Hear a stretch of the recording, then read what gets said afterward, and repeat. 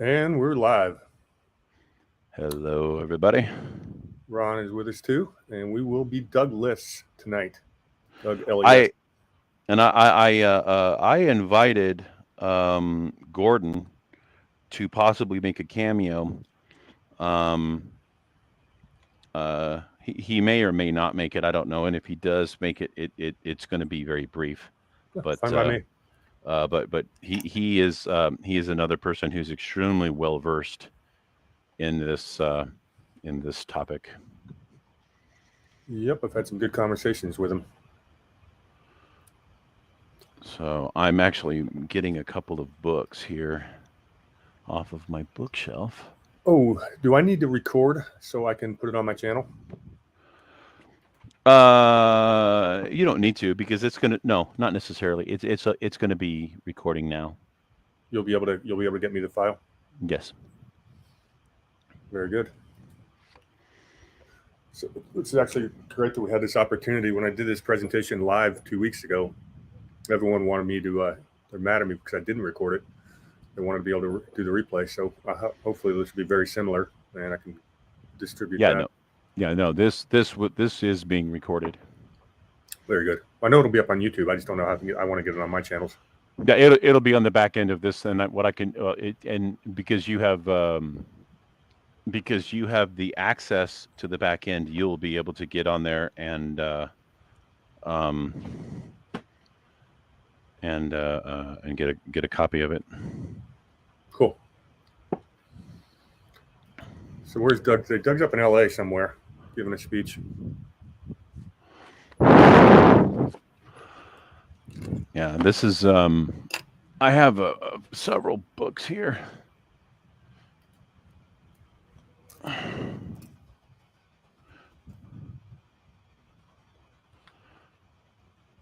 that are. Camarillo. Thank you. Ron, how's my audio? Because You sound fine. okay, my headphone jack is appears to be shorted out. I can't make either headphone work. Hmm. Happened on Sunday night too. I need to get somebody to take a look at that. That's not good. No, it's pretty new too. So the microphones are. Jeez, bring the whole library. Well, I mean, this this is a this is a topic of it's near and dear to my heart.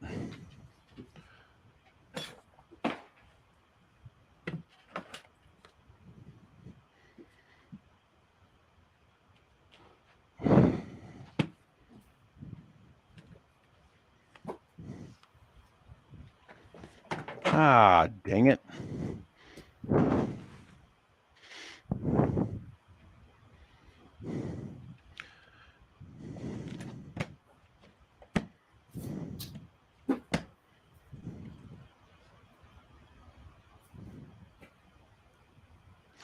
How is everybody today? Raging Smirk, Michelle. See, we have a few people. Do we have Stephanie in the? Is Stephanie in the house? Stephanie Rechtenwald. All right, I brought. If we're gonna do show and tell with books, I brought mine too. I didn't bring my whole shelf, but I brought enough. And this is not a, pardon the French, dick measuring contest. Because we all have different things. Well, let's go through our source material so people can check out the books. Okay, that'll be a good place to start. I mean, we're early, so um, so I got about 4 or 5 of mine. okay, I've got so these are two books written by two different people. This is Richard Cottrell and Gladio, NATO's Dagger of the Heart of Europe, and this is Operation Gladio by Paul Williams. Um, the unholy alliance between the Vatican, the CIA, and the mafia. Um, this is a law unto itself. The Untold History of the Law Firm Sullivan and Cromwell. Very instrumental in the formation of the CIA because this is where We'll the get into Dulles. that. We'll get into that, Yeah, Ron. we'll get into that. They're the main. They're the start of the show.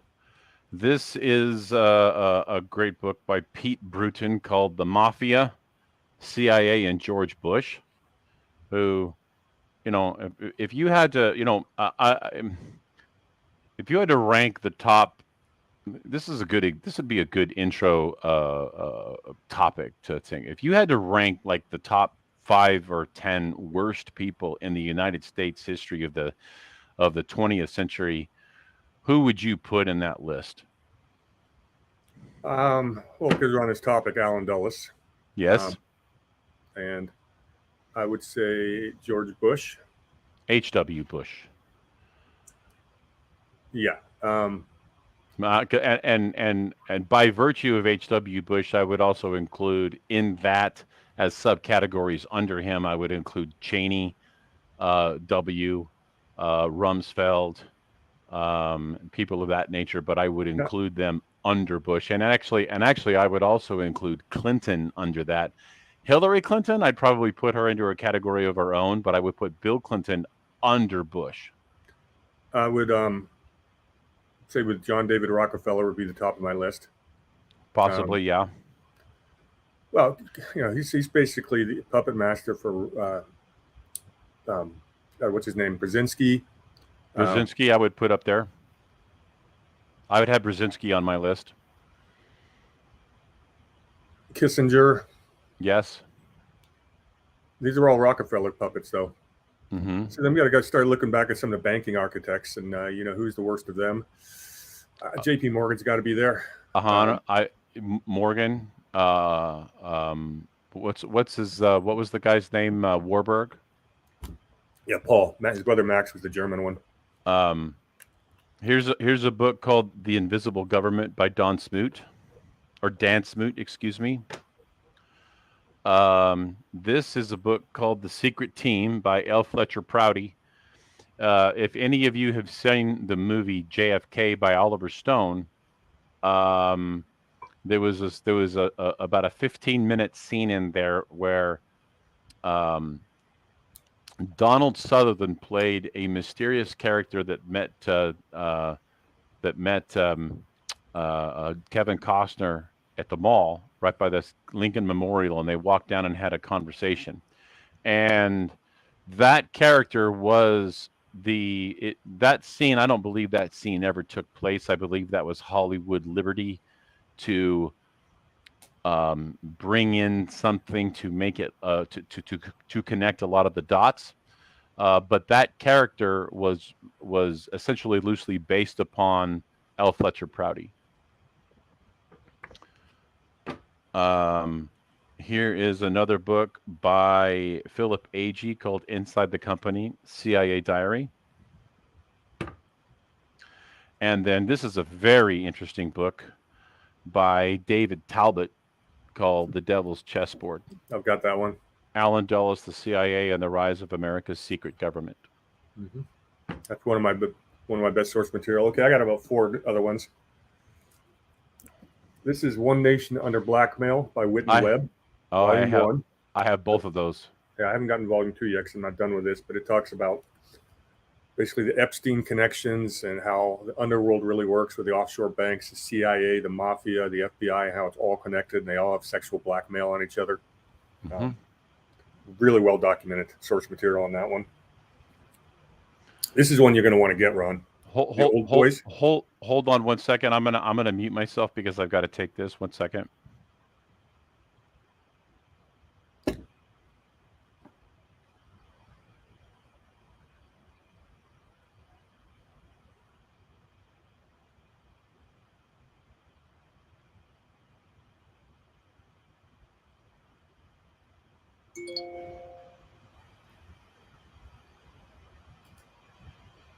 Are you back?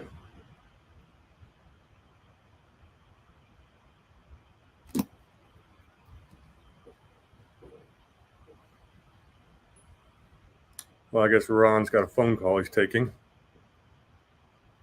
People know not to call me during the show. At least I hope they do.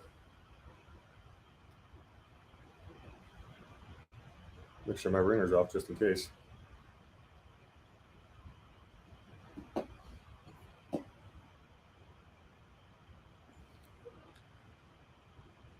All right, Mr. Partain. Hi, Trace. Well, I'll finish up my books. We've got The Old Boys by Burton Hirsch. It's about the American elite and the origins of the CIA. Superclass. If you can see it. Okay, let me take my screen off.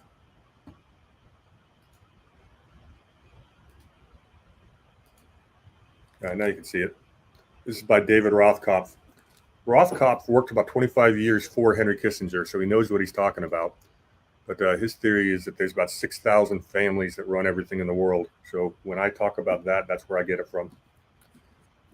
Here's another David Rothkopf book called Running the World.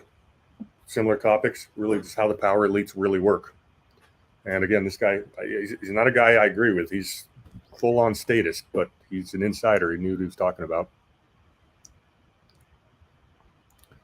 So sometimes it makes sense to read your enemy's writings. There's a guy by the name of Carol Quigley who wrote a book called Tragedy and Hope. And it's a big, big book. And Quigley's really important to read or listen to it on audiobook. It's where I got it the first time. He was Bill Clinton's mentor for a while. So once again, it makes a little bit of sense to read your enemy's words, because people that spent that much time in government, they know all the secrets.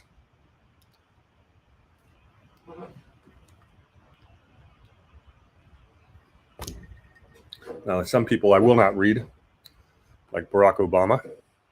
It's pure propaganda. But yeah, it makes a lot of sense. I've read H.G. Wells, and he's one of the architects of a lot of this global New World Order stuff, right back at the turn of the 20th century. A lot of those authors are worth reading. Reading Hegel, Darwin, Karl Marx, definitely worth reading. BS from BO, nice. Earlier today, I was listening to a little bit of Jordan Sather's latest clickbait of the week on Rumble. It's a pretty good episode. I don't know if you're not familiar. He basically goes through some of the biggest grifters in the quote unquote truth movement and just tears them apart and fact checks them. But these are people, talking about these giant circles that are coming out of the sun, approaching the Earth, saying there's their spaceships. They're not. Just a magnetic reaction. Other people talking about, of course, Nisara Jasara, guaranteeing it's going to happen. People always talking about all these people that are dead and cloned, already been hung at Gitmo. Don't think that's happened. There aren't a lot of buddy doubles out there, but there's a whole industry of people talking about that stuff. And unfortunately, I think a lot of patriots get lost down these rabbit trails before they wake up. All right, Ron, I'm going to need you back on here in a minute, because we need to start the show.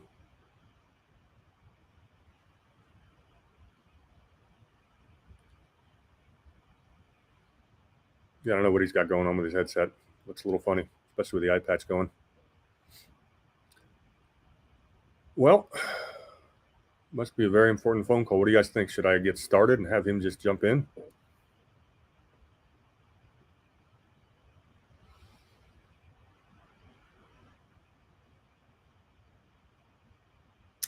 I got about 30 seconds and then we'll get going. Start right at 3 o'clock. How many people we got here today? Cool, 13.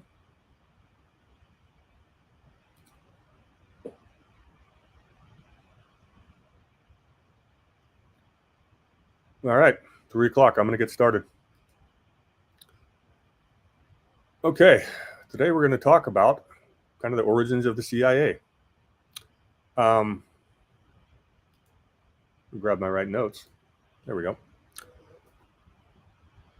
If you look back in history, when we look at how empires have been built and maintained, an awful lot of the stuff happens behind the scenes and in the underworld.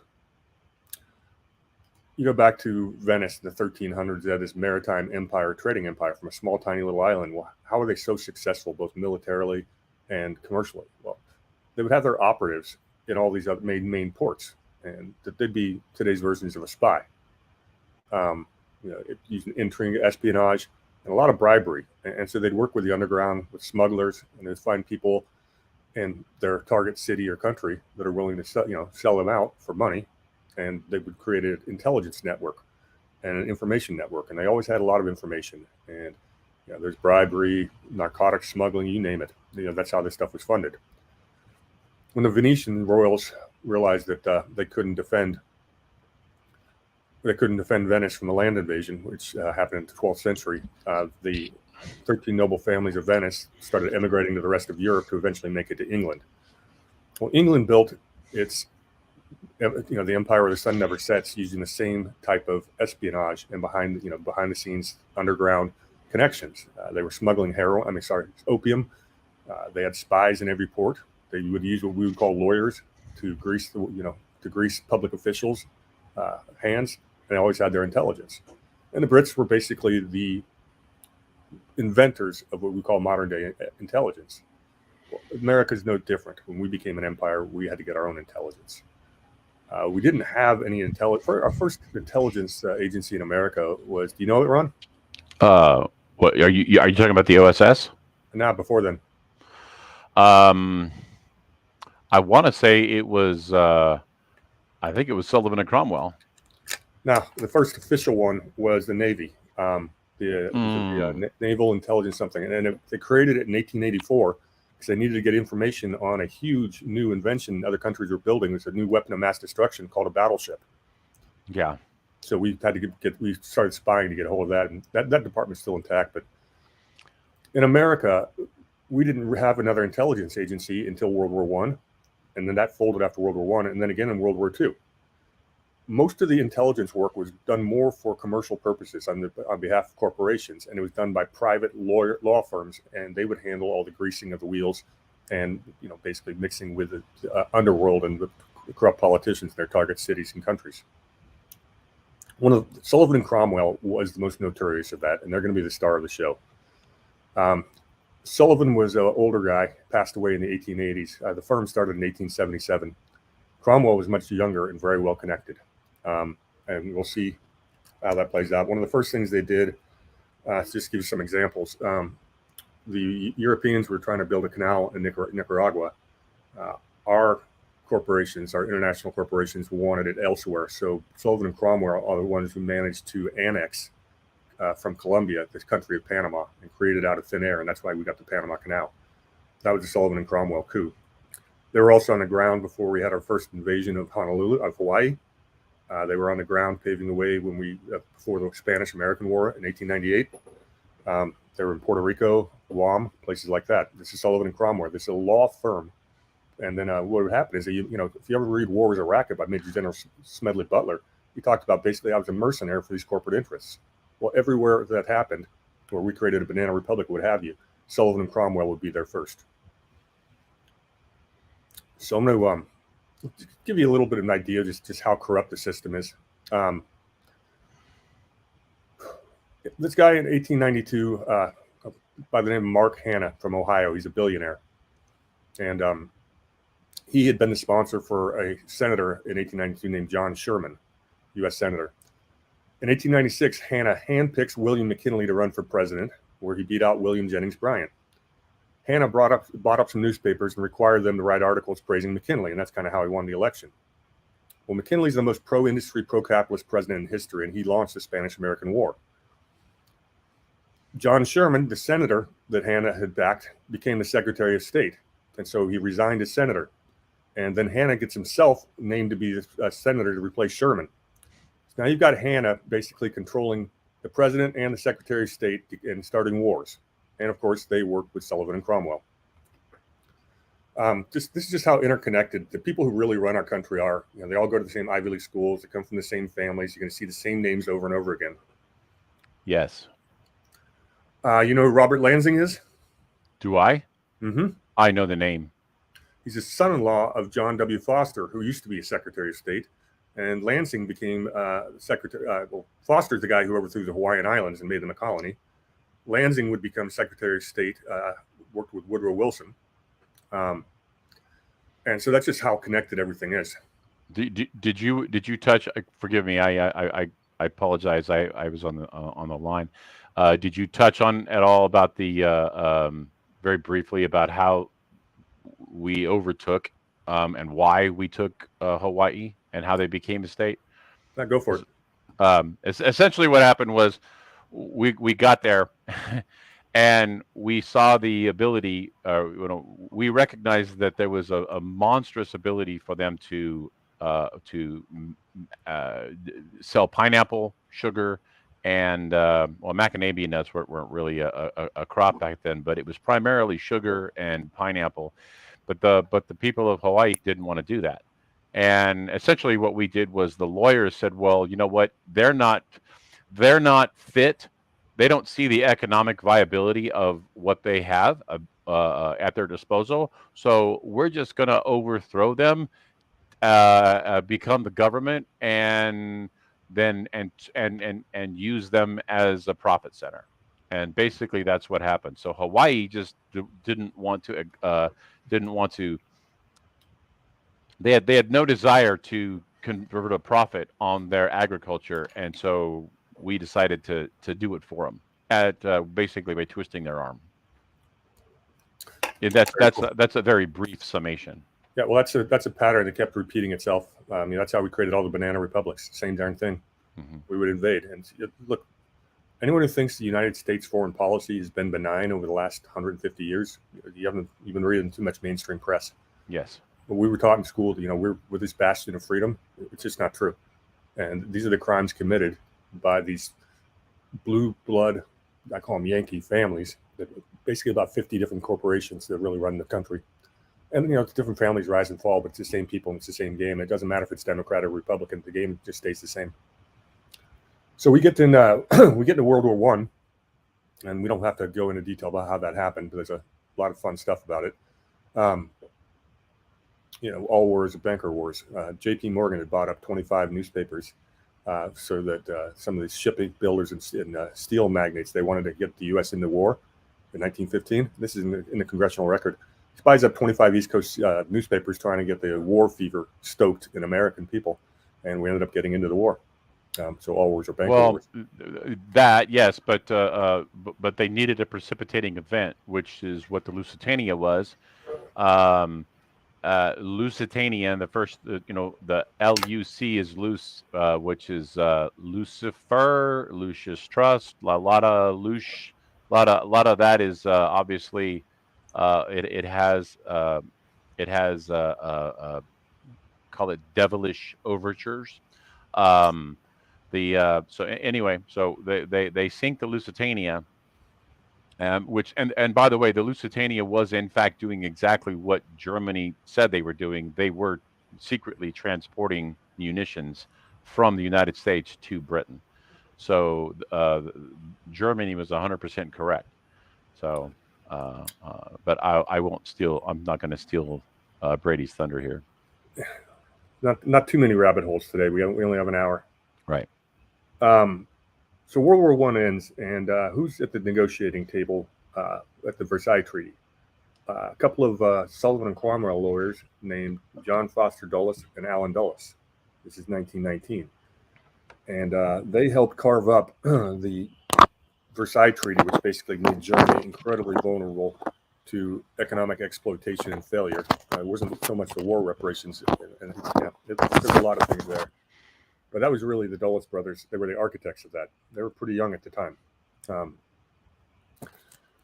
Fast forward to the 1930s. There's some American corporate interests. Prescott Bush, Harriman, some of these other blue blood Yankee elites that were basically they were funneling money to the Nazi Party through a law firm. Sullivan and Cromwell was a law firm, and the bank, the private elite bank, was called Brown Brothers Harriman.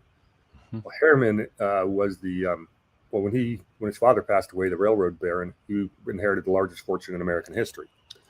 The president of that bank that was funneling money to the Nazis through Amsterdam was a gentleman by the name of Prescott Bush, father of George H.W. Bush, and also the grandfather of the second Bush president. So they basically are the ones that gave the okay to assassinate. I mean, except for for Hitler to become chancellor. American money had financed that entire thing. I call these people the American fascists. Another presentation I give. So they wanted to stay out of the war, World War II, and they had a lot of and won.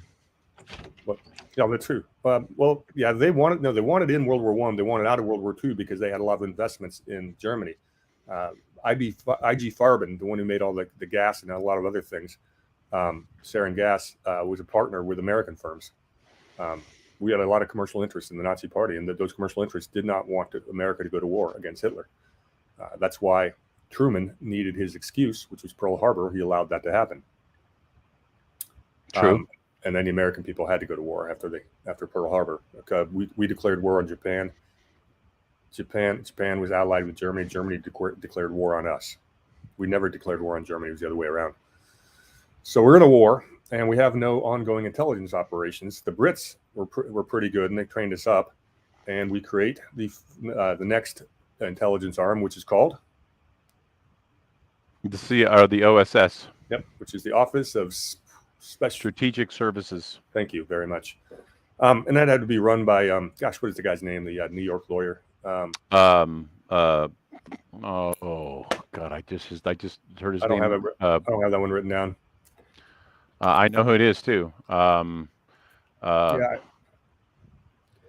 Anyway, I'll look it up. Not important. I'll get back to me on this one. Who are we going to hire? Who's America going to recruit to be part of this OSS? Well, you get a lot of these. Okay, I should have taken a step back. We got to talk about the business plot. So also, talk about absolutely. Yeah, also in 1934, and you can read about this in The War is a Racket by General Smedley Butler. A bunch of these business leaders, right, what I call the American fascists, tried to stage a coup of FDR in 1934. They hated his policies, and they were going to have Major General Smedley Butler lead the military because he was so popular. Last minute, Smedley Butler says, "No, I'm not going to do this," and he gave congressional testimony.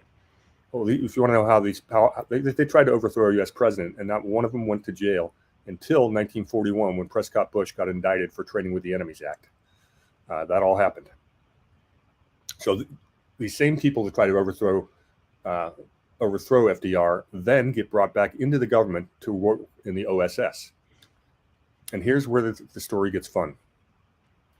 One of those lawyers that is working for the OSS is Alan Dulles. While our main OSS is working out of London, England, and France, Dulles is over in Switzerland, having dinner and wining and dining with German officers. And basically, he's cutting deals with the Nazis. And I could tell you a few of these people.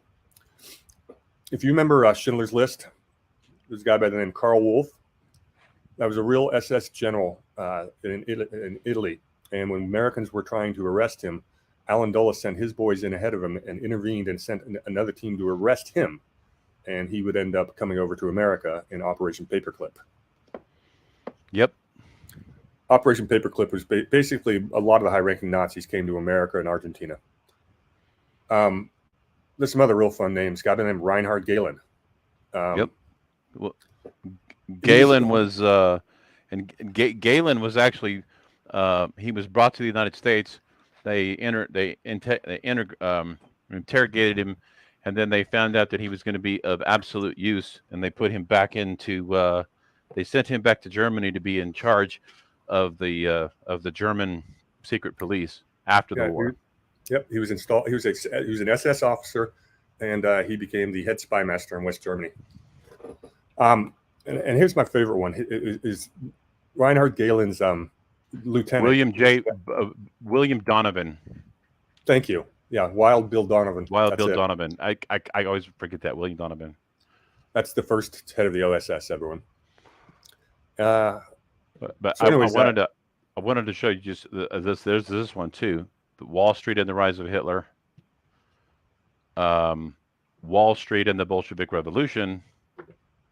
Those are both Anthony C. Sutton, and these are all Anthony Sutton. This is America's Secret Establishment, and then The Best Enemy Money Can Buy, and these all play a role in what we're talking about.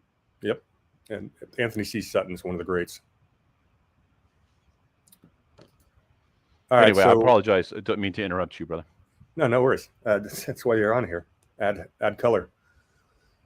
So one of Richard Reinhard Galen's lieutenants was a guy by the name of Theodore Shackley. Are you familiar with him? That's the same guy who has the vitamin company. I'm not sure. I don't know about that. I don't have that down here. But I'm gonna take a little dive into who Theodore Shackley was. He served under Reinhard Galen. He was this is an SS officer. He was in the first class of the CIA in 1947 at the fish farm in Virginia. Then he goes back to Germany and to all those anti-communist special warfare academy. And these people, these American fascists, hated communists. They built up Nazi Germany to be a bulwark against the Bolsheviks. He was doing all these anti-communist covert actions, overthrowing elections, run charge of assassinations. He would then come back and become CIA station chief of Miami in 1961. Why is that significant? The University of Miami was the largest domestic CIA station in the United States outside of Langley. Yeah, and here's the German SS officer who's running the CIA station chief in 1961 when the Bay of Pigs occurred. He was also the Miami station chief when Kennedy was assassinated.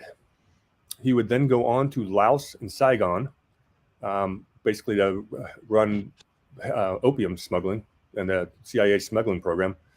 He was the creator of the Phoenix program, which is the assassination program, which murdered over 100,000 civilians, founded by opium money.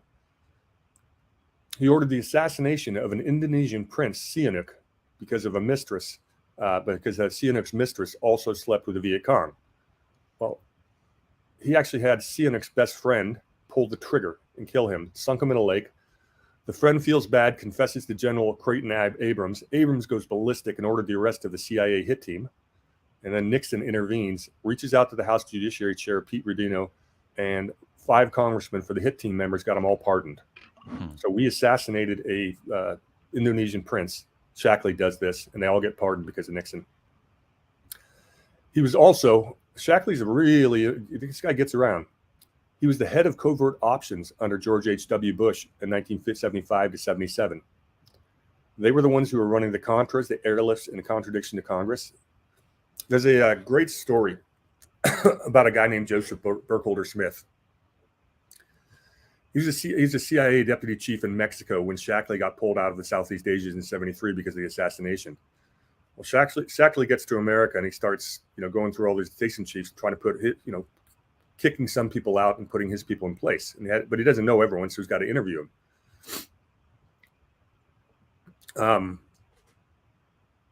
So Joseph Burkholder Smith gets a knock on the door, or gets a phone call from the head of the Mexican FBI CIA hybrid entity, and so there's some people that want to speak with you to interview you for your job. Will you get on an airplane? And he does. He doesn't know where he's going, and he flies down to Argentina. And in the words of Joseph Burkholder Smith, he felt like he'd just been landed in Bavaria. It was a Bavarian village. It was all German. And there were swastikas everywhere. And he talked to a couple of people who remain unnamed. And they asked him, they told him they were going to be doing this cocaine smuggling and working with the CIA. And he says, I'm not going to be a part of that. But the interesting part is we had ex-Germans. He had to interview with foreigners for his own job at the CIA. So I thought that's really telling. What was real quick? What was the operation prior to Paperclip? What was the operation to round up the? I'm having a brain fart and I can't remember it. There was an operation pre-Paperclip that was designed to go through and find all of the Nazi apparatus. It wasn't to bring them over, but it was to collect them and identify them and gather them in one place. Yeah, I know. I'm not going to remember the name of the operation. I know what you're talking about. Yeah, so there's the guy Miguel Nazar Haro was the Mexican guy. They've been fighting the dirty war against the leftist guerrillas. he actually was arrested in 2004 for disappearing a bunch of people. Of course, the charges got dropped. The whole thing is the cocaine cartel and the profits were going to be used to fund what they call the war without boundaries. Now, the reason the CIA is not accountable to Congress is because they don't need them for financing. They are self-financing intelligence operation. That's why we're in Afghanistan for the opium. In World War II, when Mao Zedong was fighting against Chiang Kai-shek in China, we were allies with Chiang Kai-shek. Chiang Kai-shek's monetary backers was a gang or a criminal enterprise called the Green Gang, and they were the world's biggest opium smugglers or dealers. That's how Chiang Kai-shek funded. When Truman pulled the rug on Chiang Kai-shek and didn't give him the guns that was supposed to, and Mao Zedong takes over, the opium trade ended. The communists weren't going to have any of that. So the CIA it wasn't the CIA at the time, it was more OSS, had to move the operation into Laos, Saigon, Vietnam, Cambodia, and Afghanistan. And that's where all the opium trade comes from now. This is all an OSS operation. And that's how the drug trade has been how the CIA has funded itself since World War II. They don't need to ask Congress for money. There's also that's correct. And actually, if I may, that is what that's what Paul Williams' book goes into when they talk about Gladio, because what they did was they broke out a lot of the mafia members who were guilty of running booze during Prohibition. They broke them out and set them up in Sicily to process opium that was coming in from Southeast Asia. This all came down from Helliwell, a guy named Paul Helliwell, who was OSS member. He came up with the brilliant idea of selling opium to the jazz clubs up in Harlem. And so what they did was they thought this was a brilliant idea to fund their operations. So they broke these guys out of prison, set up the operation in Sicily, and then they used the Vatican Bank as the go-between to launder the money. Oh, you mean the same Vatican Bank that paid for about 50% of the German airlift? Exactly. Donated $500 million to that. Yeah, nice. Yeah. By the way, Hollowell will come up later. He's involved in some of this stuff. Helliwell. Yeah, he's very well connected with all of this. Oh yeah. Are you familiar with Operation Underworld? I am. I don't want to do Underworld, but are you familiar with Operation Yellow Lily? It's Golden Lily. Golden Lily? I've heard the name, but there's so many different doggone operations. Yeah, I know. We should just have a list, a little cross-reference. After the Battle of the Midway, the Japanese knew they were going to lose the war. So they started getting all the gold they'd stolen from the unconquered nations. They were trying to get that all back to Japan. Unfortunately, they didn't get it in time, and so one of their generals started digging 100-foot deep holes throughout the Philippines and hiding all this stolen gold. When MacArthur takes the Philippines, they were actually able to find. They actually captured a chauffeur of that general who knew where most of those all that gold was, and it was to the tune of $1.5 trillion. It was the biggest treasure in world history. MacArthur knows how important it is, gets on a plane, flies directly to go meet with Truman. Truman brings in 3 people from his war board, and I'm going to forget, it's Anderson. I know it's Anderson because the money got put into something called the Anderson Trust. And there's another 2 guys. One of them's important, and I'll get to that name. I may get to the name later on. I'm drawing a blank on it right this second. Anyways, that money, that 1.5 trillion, was never brought back to the States. It's basically been used to fund covert operations along with the narcotics trade and human trafficking. That's why the CIA doesn't need to ask Congress for permission. But we got ahead of ourselves. World War II ends in 1945, and the OSS and its reason for being means it's going to be disbanded. And there's a lot of Washington, D.C. wrangling whether we should have an ongoing intelligence agency during peacetimes. And this is how the CIA gets created, and Alan Dulles gets named to be the head of the CIA.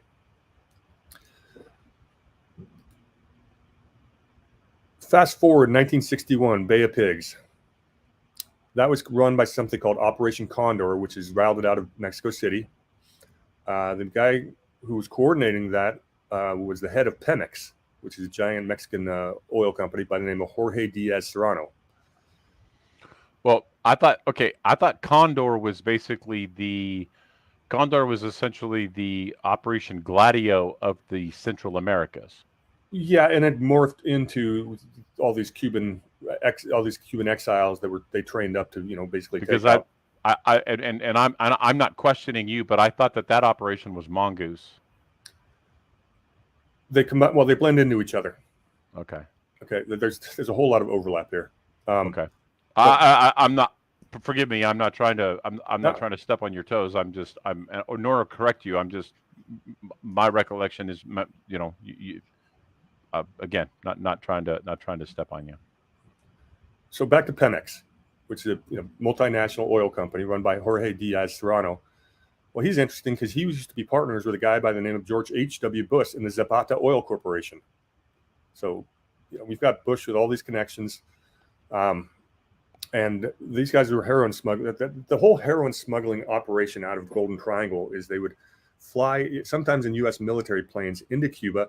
They would then process the opium and the heroin and send it to America. When Castro took Cuba, the mafia was ticked off, and so was the CIA. So they'd always really wanted to get Cuba back from Castro. This is why we're going to have the Bay of Pigs. The Corsican mafia with Lucky Luciano was involved. Santos Traficante, which was Cleveland mafia. Mm-hmm. He was partners with Batista. Then, of course, we had the Southeast Asian Supply Company, which was a set of private airplanes that would eventually be used in Iran-Contra. But they're actually this is a company that's owned by a gentleman by the name of Paul Helliwell.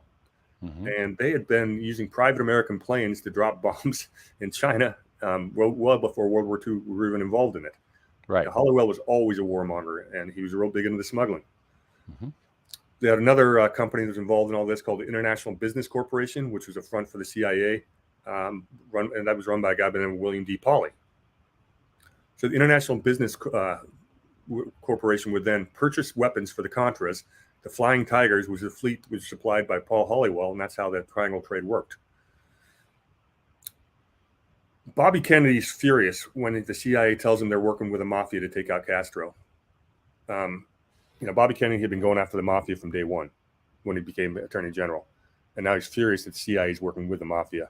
So we got some bad blood over Bay of Pigs. Without going any deep, Castro himself was CIA. Originally. Then he became a communist. Well, maybe. Yeah, there's a story of one of his buddies in Cuba who came to America. He said, he was a freedom fighter, up until he got into power, and then all of a sudden he decided he was a communist, a dictator. He changed his thoughts. Anyway, so we got bad blood between Kennedy and CIA, which is not a good thing. After the Bay of Pigs disaster, well, the Bay of Pigs was intended to fail. They sent in a B team. They knew it was going to fail, and they wanted the American public to be so upset that Kennedy would be forced to send in the real military. That was actually the plan. Well, Kennedy didn't bite. Him and Dulles were at it. Kennedy fires Dulles. Yes.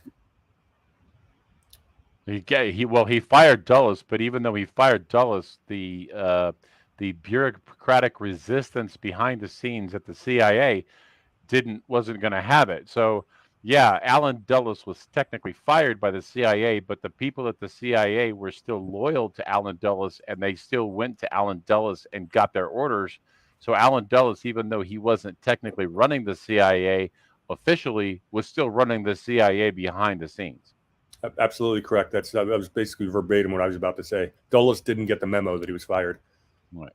At the farm, the fish farm, Dulles had a house built for himself, which he stayed at some of the time and some very important times. But he lived really nearby, and he's basically running a government in exile. John McCone, the new puppet head of the CIA, was also anti-Kennedy. It was, talk about having the deep state, running your presidency. Where have we seen this before? All right, so let's get to the Kennedy assassination. Can before you go there, and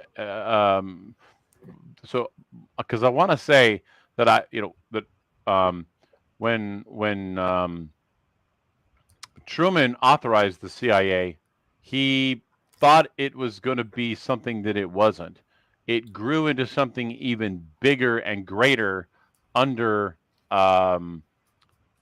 under Eisenhower, and I'm no fan of Eisenhower, but I think even Eisenhower recognized that the CIA, in conjunction with the military-industrial complex, was out of control, growing at leaps and bounds at a geometric rate, and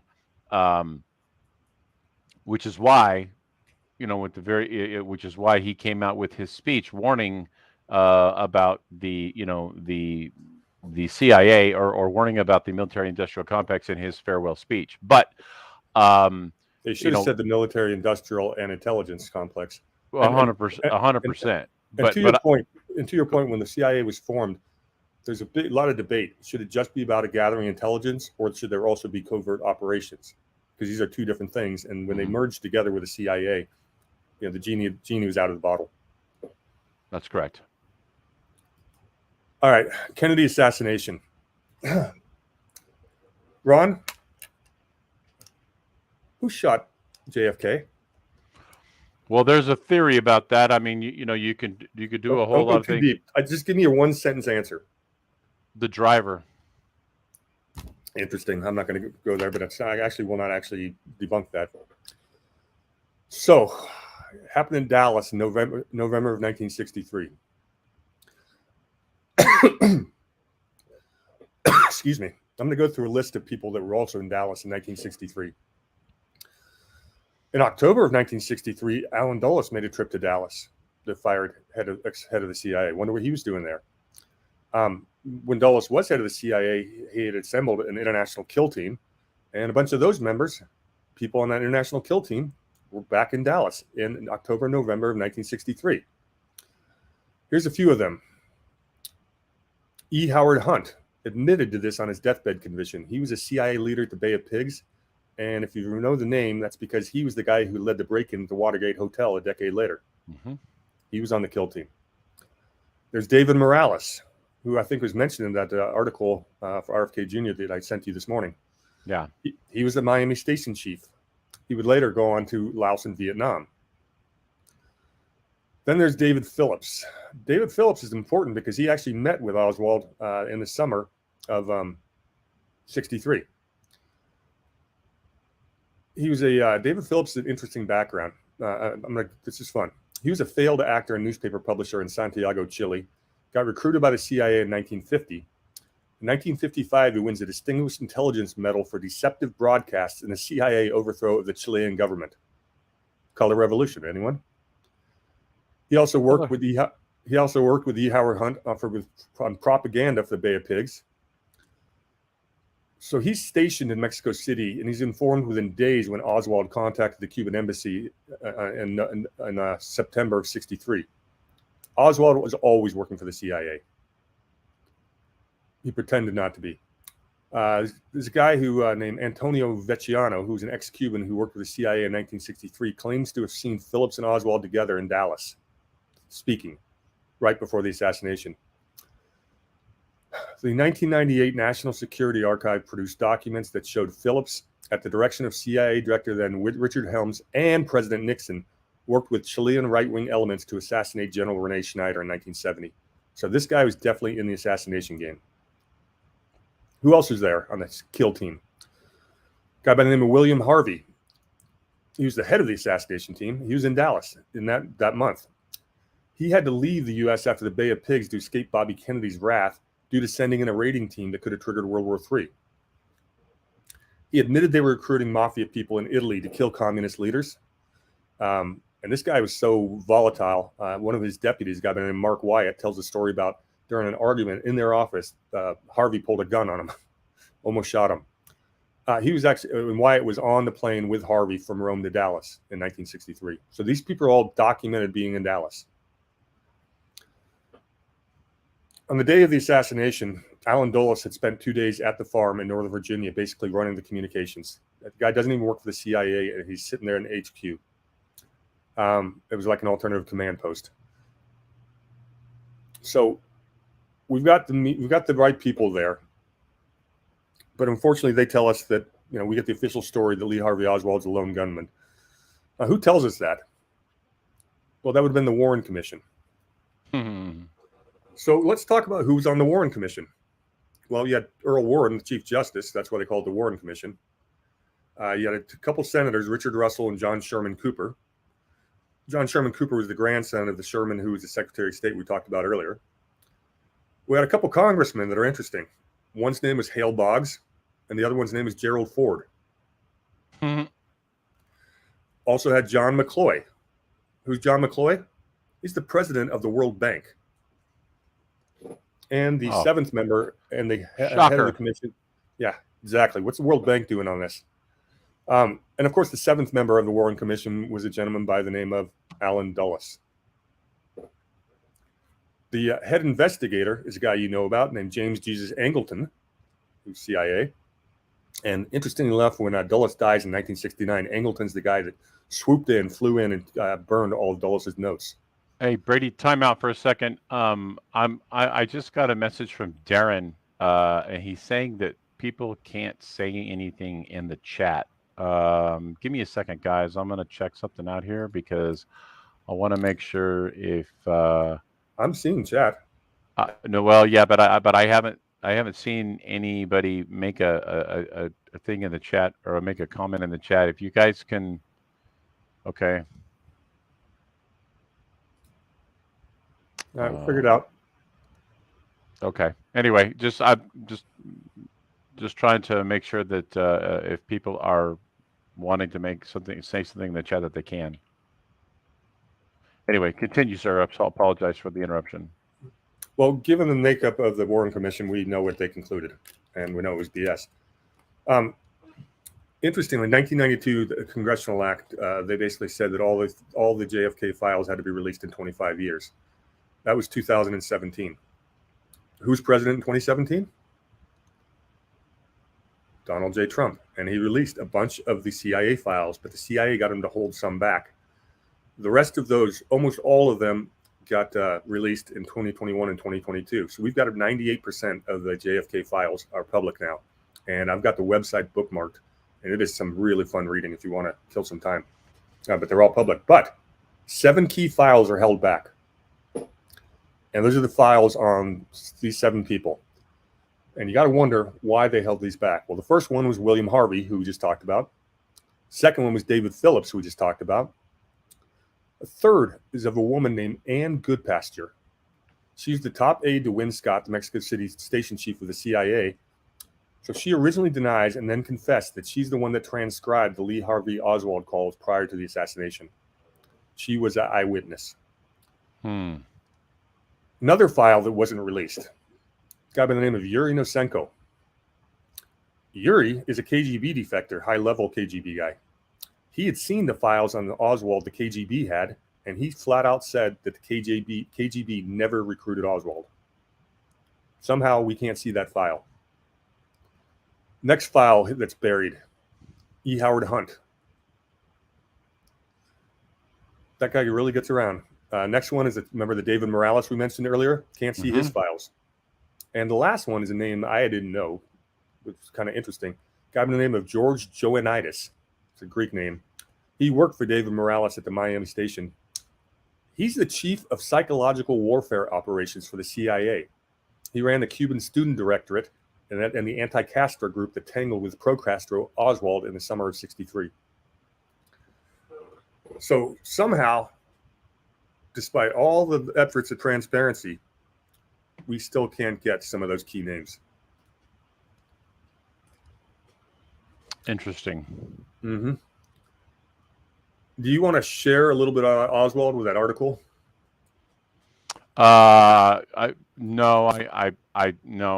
not right now. I honestly, I don't have it. I don't have it at my fingertips. So all right, I've got it right here. I'll just go through a couple. Okay.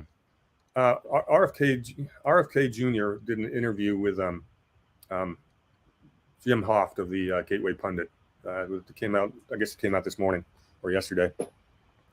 And he talked a little bit about what happened. Let's see, where do we get to Lee Harvey Oswald? He talks about the Bay of Pigs. Did he get where was he talking about? I know we talked about Oswald. Gene, yes. There's a lot of stuff up in Northern Virginia that is named after the Dulles brothers, whether it be Allen Dulles or his brother. And what was his brother's job when he became head of the CIA? You mean, well, he was Secretary of State. Yeah. Like I said, the same families run our foreign policy, and they have for more than a century. Same law firms, same families, same corporations. And I would argue that that Secretary of State is probably an even more prestigious and more important position than even the Vice President of the United States. Yeah. I found the part about Oswald. I'm just going to read a few paragraphs. This is from RFK Jr., who might know a little bit about what he's talking about. He's talking about when we had we denied we were spying on Russia until we had a spy plane shot down. And there's Gary Francis Powers, that was the U-2 pilot that we had to basically ransom. Mm-hmm.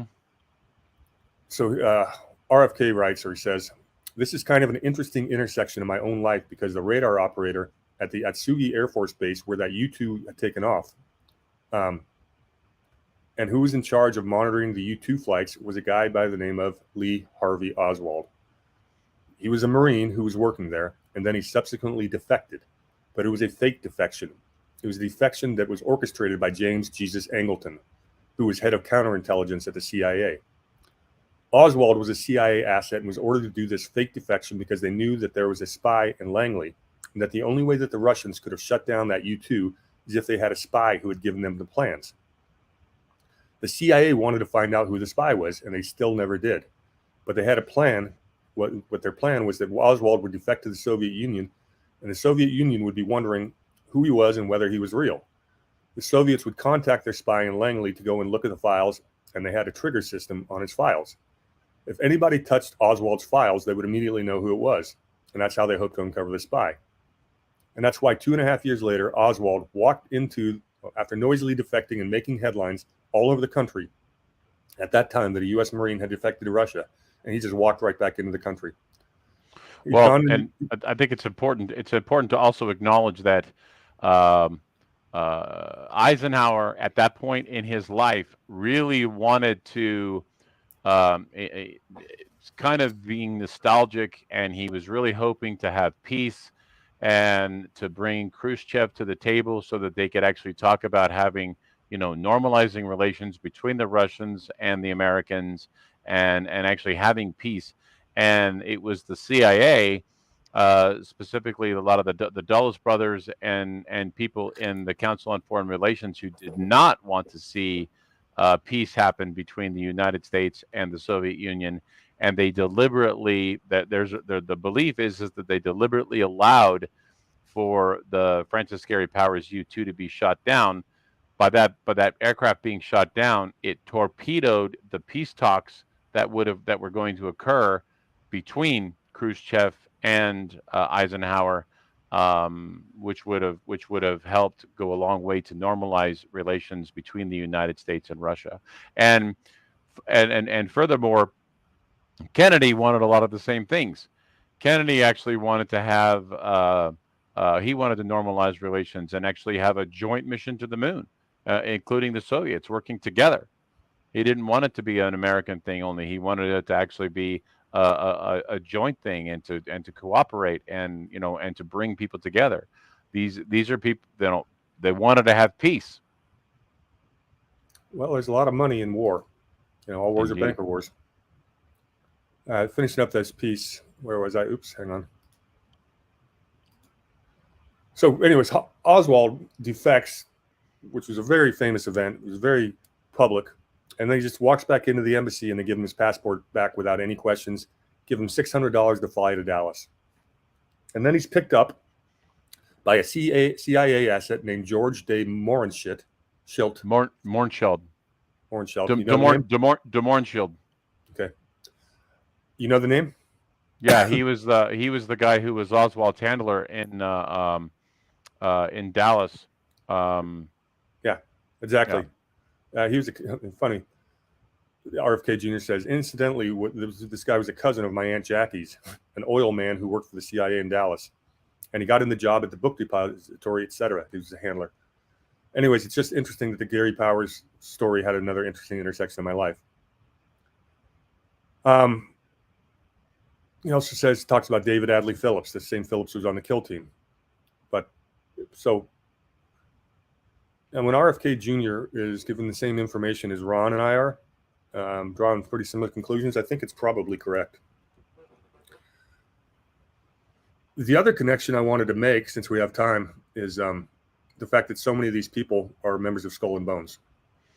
I want to say something because Sharon Lutz in the chat said something very interesting. She said, "I remember hearing that the United Airlines flight that crashed at Midway, Chicago, had on board carrying a lot of cash was Mrs. Hunt."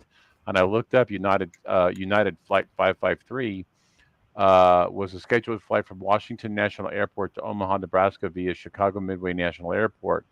On December 8th, 1972, the Boeing 737 serving the city of Lincoln crashed during an aborted landing and go-around while approaching Midway Airport. The plane crashed into a residential neighborhood, destroying 5 houses. There was an intense ground fire. 43 of the 61 passengers on board the aircraft and 2 ground were killed.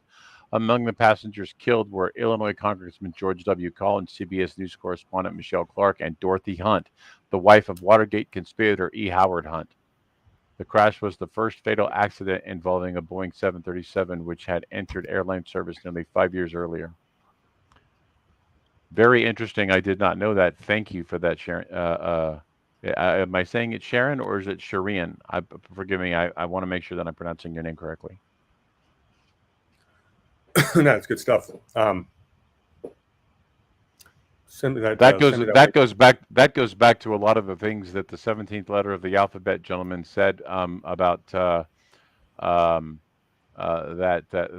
almost every single aircraft crash was is deliberate. And Annie says like Malaysia. Yeah, Malaysia is a pretty interesting story too. Mm-hmm. So a lot of these names we talked about are people that are in the secret society known as Skull and Bones. And I'm going to give you some of those names because I think the coincidences are pretty, and the connections to Skull and Bones are pretty remarkable. So Skull and Bones is founded in Yale in 1832 after a dispute between debate societies.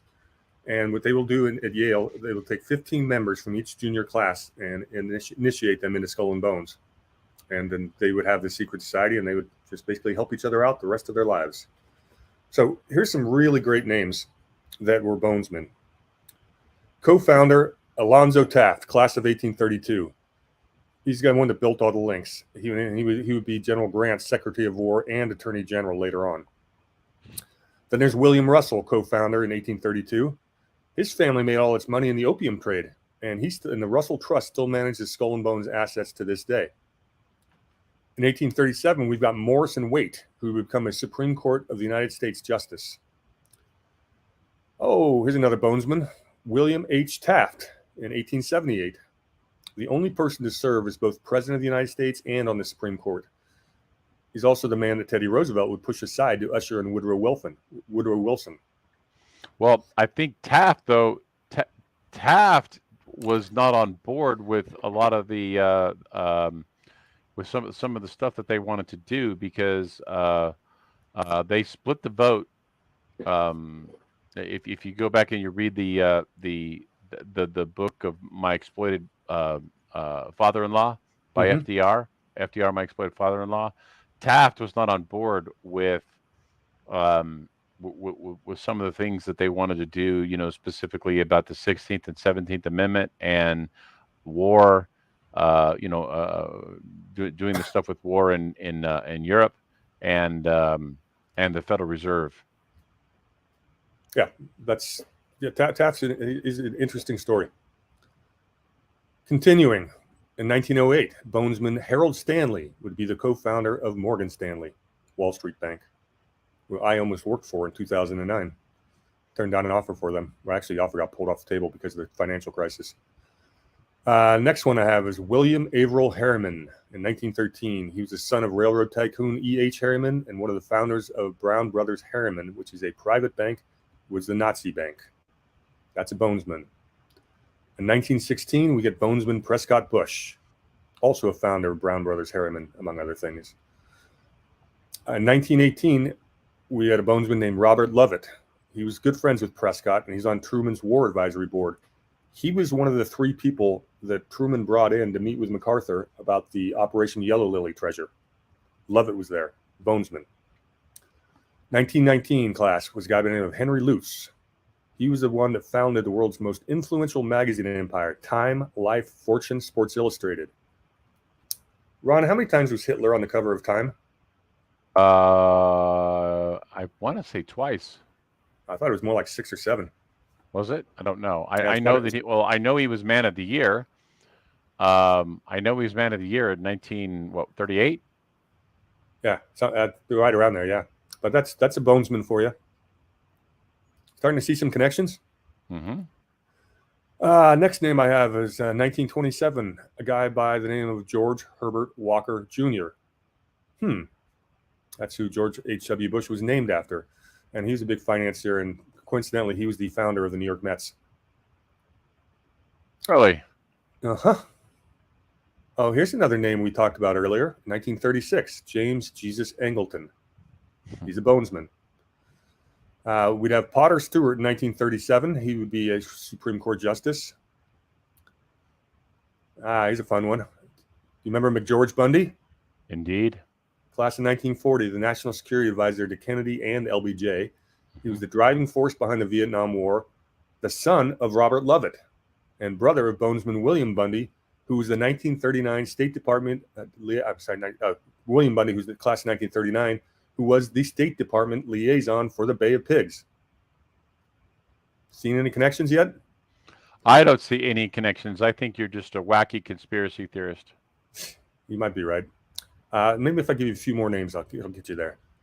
George H.W. Bush, class of 1948. He's a bonesman. Now you're definitely veering into conspiracy theory territory. Yeah, that's crazy Brady. Doug hates this one. William Buckley was a bonesman, 1950. Founder of the American Conservative Movement and the founder of the National Review and Firing Line. Also the brother of U.S. Senator and bonesman James Buckley. Here's another one. Jonathan James Bush, the son of Prescott Bush. You don't hear much about him, but he was an investment banker who was basically working with foreign embassies, basically money laundering. That's what he did. Class of 1966, a gentleman by the name of John Kerry, Lurch. Class of 1968 would be George W. Bush. 1969, we'd have Stephen Schwarzman, who was the CEO of the Blackstone Group, who were once real big U.S. landowner. Of course, you have Dana Milbank in 1990. That's the WAPO columnist who covered Bush and Obama exclusively. Got all kinds of inside scoops from then. And the last name I have, which I think is a fun one, class in 1991, Austin Goolsbee, Obama's chairman of the Economic Advisors.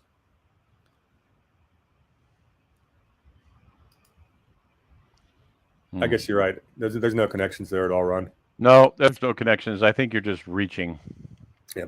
So we're not going to say the CIA assassinated JFK, but they sure had the means, the opportunity, and the motive, and they were there. And let me say that I don't know if it was the driver or not. There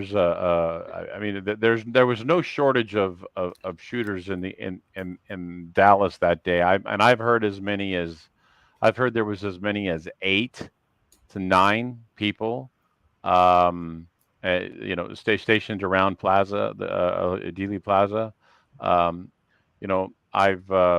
I've also heard the theory that it was an accidental discharge from an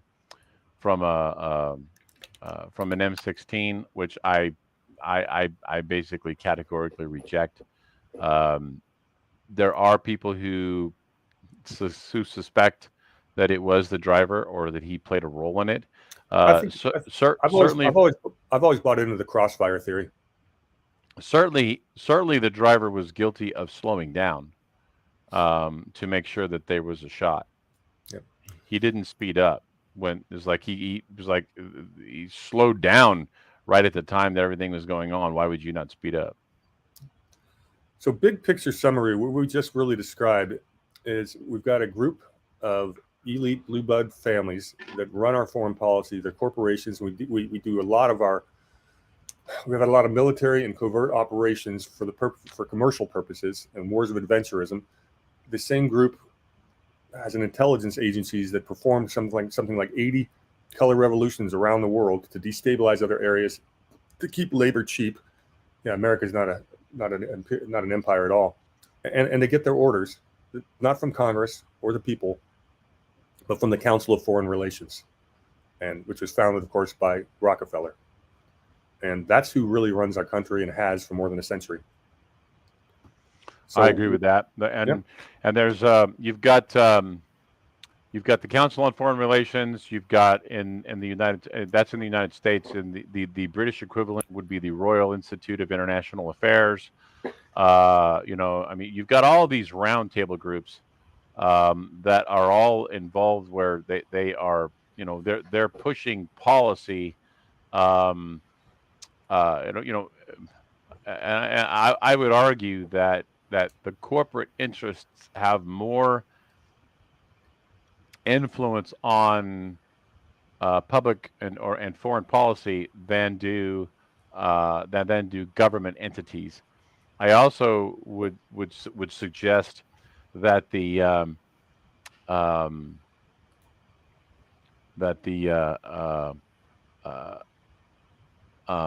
people that are in charge of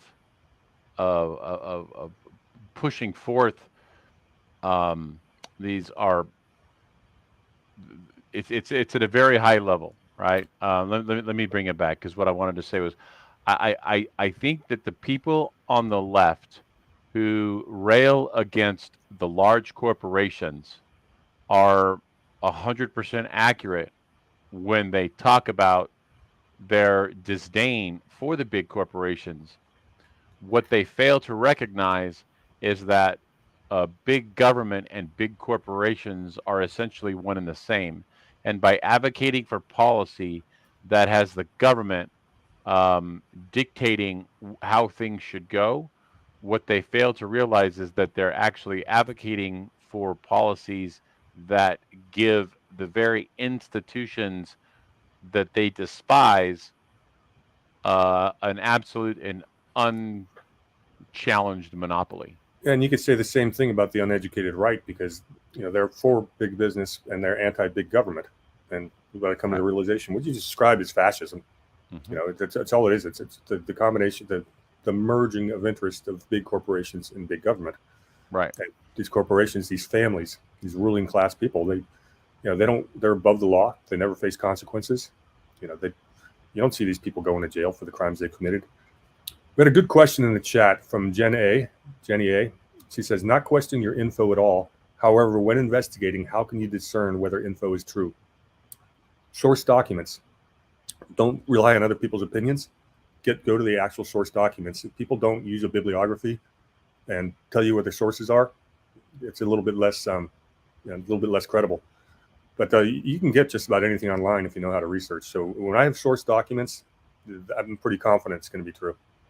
Well, there's that, and then there's also the fact that when you read multiple people, and they come at it from different angles, yet come to the same conclusions, I think you can pretty much discern that they're probably arriving at the same conclusion because they are, even though if they're arriving at the same conclusion coming from different angles, it's a pretty safe bet that you're probably on the right track. Yeah, and that's what I really tried to do today, is really show the pattern of all these different coincidences that just kept popping up in history, and the same people just keep showing up in all these events. And we know, these are real events that happened. Bay of Pigs happened. All these operations we talk about, they happened. They're all documented. We can see the CIA documents. A lot of the files are public now. So, the question for you is: should the government keep any secrets from us? should we have an intelligence agency at all? Well, I think that I think that there are certain things that do need to be, that do fall under the classification of national security. In terms of technological advancements for the defense of the country, things of that nature. I do believe that there are things that need to be kept secret.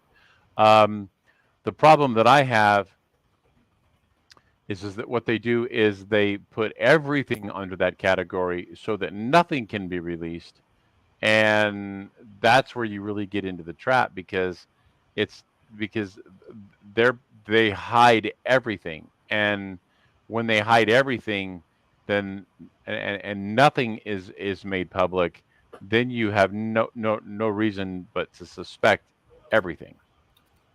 Yeah, D-Dog.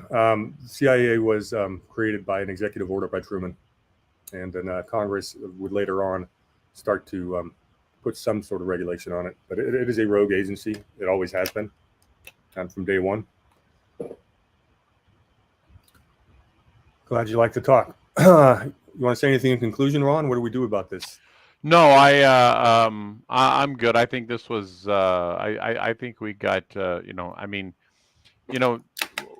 basically what we talked about is I mean to say that this was surface level would be a gross understatement. I mean, again, this is just a few books that I have, that talk about all of this topic. And to think that you could cover all that information in an hour would be an exercise in futility. Yep. And if you want to hear more details on this stuff, I've given so far 3 parts in a series called The Rise of the Shadow State. That's on my Rumble channel, parts 1, 2, and 3. And I go into a lot more detail on some of this stuff, and I'll have a couple more coming out soon. Ron, my next presentation is going to be on the Tavistock Institute, and you're going to. Oh yes, I definitely would like to hear some of that. Yeah, that's absolutely. Here, when Ron was talking about the Round Table and the Royal Institute of International Affairs, the Tavistock Institute's right in the middle of that, and they pretty much invented psyops. So, right. I kind of wanted to share something here.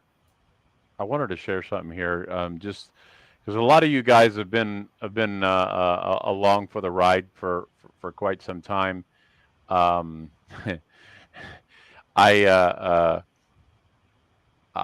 wanted to share this because you probably don't remember this, but this is me about a year ago.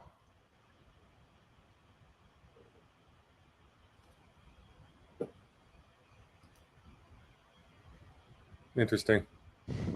How many pounds? What's the difference? Almost about probably about 80 pounds, 75, 80 pounds. Nice work. But it's like, so if you haven't seen videos, I did that. I was showing Gordon a video that I had done from about a year ago, and he was like, "Holy crap, dude, that's insane!" So keep it going. So been a long time. But we've had an interesting few years since we met. It's been a wild ride. So, but anyway, I thought that was a little humorous, and I thought I would just share with you guys. So a lot of you guys are regulars, and thought you'd like to kind of see that for a before and after comparison. Very good. One last question. We'll end on this. Hold on.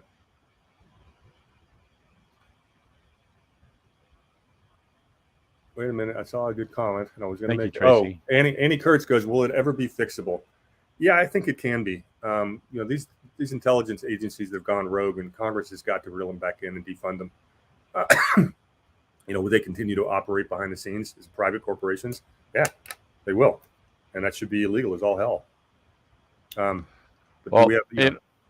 The problem is the problem we have with all these corruption issues is there's no institution that has both the power and the desire to the authority and the desire to rein these people in. And they've got blackmail and everybody else, and we know they use assassinations, you name it. So Well, to me, the institution that has a chance to do that are the states. So that's where I think the hope lies. And I'd like to speak to that, because I mean, would you think it would be fair to say that the institutions that we are fighting are beyond evil and operate by a reprehensible code that actually that has no code? I mean, there is no. Yeah, I think it's fair to call them pirates. They operate outside the law. This is piracy, right? But that's not a knock on your eye patch. I didn't take it as such, but they are definitely barbaric and operate with impunity and lack a moral compass in any way, shape, manner, or form. And there's we definitely know that that the shadow state took out Trump. We know that let me finish. There's a quote by Friedrich Nietzsche, and he says, "Is it better to out-monster the monster, or to be quietly devoured?" And I believe that there is a segment of people behind the scenes that are operating on the at the same type of a level, where they are behaving with not going to say reckless abandon, but they are operating with without the same moral compass, where they are literally taking the fight to them in the same manner that they bring the fight to us. And I am very much looking forward to seeing tangible evidence that is true. Well, what I'm saying is, I don't know if we will ever see if that is going to be true.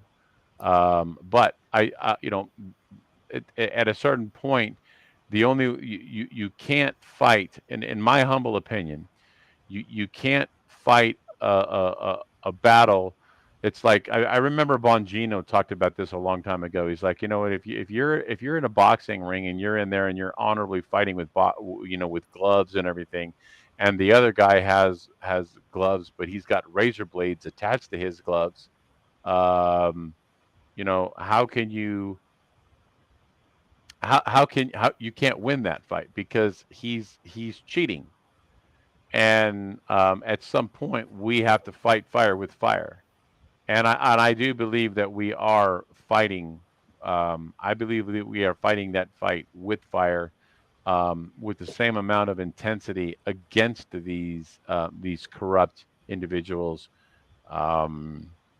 So we may never hear about it, but I do believe that there are people behind the scenes that are. I think if any results happen, we will hear about it. And it's because this has to be public. These people have got to be exposed for what they are and have been for so long. Well, I'm going to respectfully disagree, because I think that to the general public, it's going to have to be. We're going to have the appearance that we are fighting them and beating them within the confines of the structure of the law, because if it comes out that we are fighting them outside of those confines and with the same tactics that they utilize, it will reflect negatively upon our movement. Well, let's. I don't want to go deeper into, since we were trying to make this a factual show. Let's get away from the speculation. I know exactly why you have your opinion, and it's entirely plausible that you are correct. Mm-hmm. And I get a rest of my laurels of saying, God, I hope to see the evidence. Donald Trump gets in for another term. A lot can happen. So let's pray for that. I agree. Well, all right, everybody. I have nothing left. So if thank you, everybody, for stopping by and bearing with us for today. Appreciate y'all, and we will we'll see you again next week. Yep, next Tuesday we'll be back on the Constitution. All right, cheers, everyone. Have a good night, everybody.